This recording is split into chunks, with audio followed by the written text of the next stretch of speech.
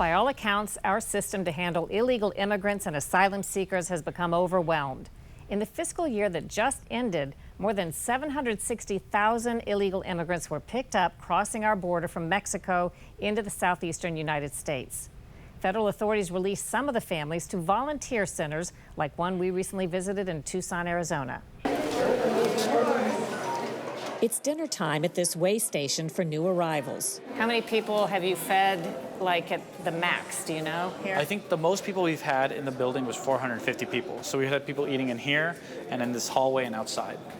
Diego Javier Peña Lopez heads up the program at Casa Elitis, which translates to House Wings. It's staffed by volunteers and funded by Catholic Community Services. So typically they present themselves are with immigration for up to 72 hours, and then they are released to our care to help them connect to their sponsors. These are people who are determined to be not a risk. Yes.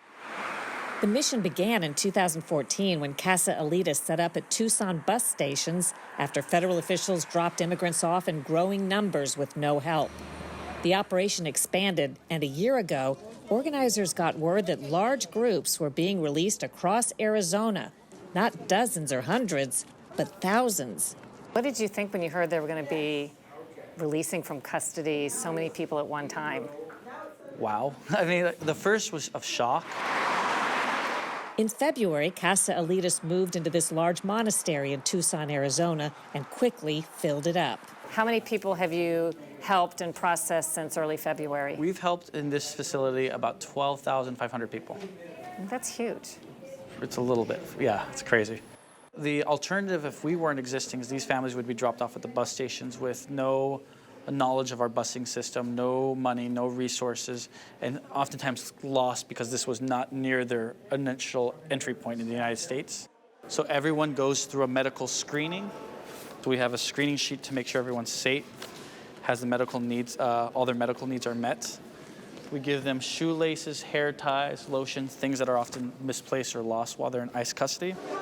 The refugees get help buying bus tickets to get to their U.S. destinations. All the families have sponsors within the United States, so it's either family members and friends that they have a place to go to. They're here for maybe 2-3 days? 1 to 3 days. So here's an example of one of the rooms, group housing. So this is mothers and daughters and sons under the age of 12. And food, diapers, and formula. And then in this room over here is our art room. So the only prompt that we give the families in this space is to draw something that makes you happy. So we've had people make houses, do clay art, as well as our Spanish classes are done in here. This is where we perform our intake. Today we had a child who was wheelchair bound, and his mother, and the wheelchair broke. So here we are with some of our medical professionals trying to figure out how to get him a wheelchair. That child and mother are 35-year-old Andrea Castro and her 11-year-old son, Jeremias. Castro tells me they literally jumped the fence into the U.S. at 3 in the morning the day we visited. You must be tired. Sí. Where are you planning to go? Nueva York. She says they made the trip from Guatemala. She didn't have the money to pay human smugglers, but had a permit to be in Mexico and enough cash for bus tickets. These snapshots are from their trip. How many people were in your group? Just 2 young males. I traveled alongside them. A translator helped us.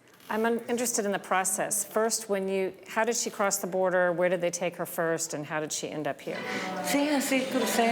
So I crossed. I was walking until immigration got me, and now I'm here. Did you want to be picked up by immigration? Yes, I wanted to turn myself in. Tell me how you came from Guatemala. How long ago did you leave, and how did you get through Mexico to the United States border? It took me about 15 days. God has been good to me, and he has always placed good people in front of me. She crossed with 2 men, strangers, she says, who helped her and Jeremias get over the fence. It was mutually beneficial, she says, because they crossed with a child. They wouldn't be detained in the U.S. Because of the child, she can help get somebody else in?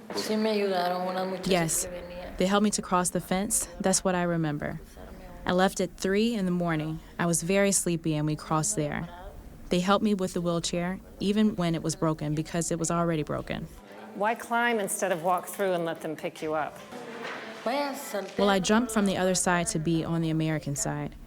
And I walked through a street so the wheelchair could go, and that's when immigration caught me. If immigration caught me on the other side, they would have sent me back to my country. How do you feel about being in the United States? Basically, after all of your 15 days of travels and climbing the fence and the broken wheelchair, you're here in the United States. I feel that I came to find a family. I feel good here. Immigration treated me very good here in the United States. Here I feel the love, and I thank everybody, everyone who lends their services here. We checked in with Andrea Castro, and she made it to her family in New York, where her son is getting treatment.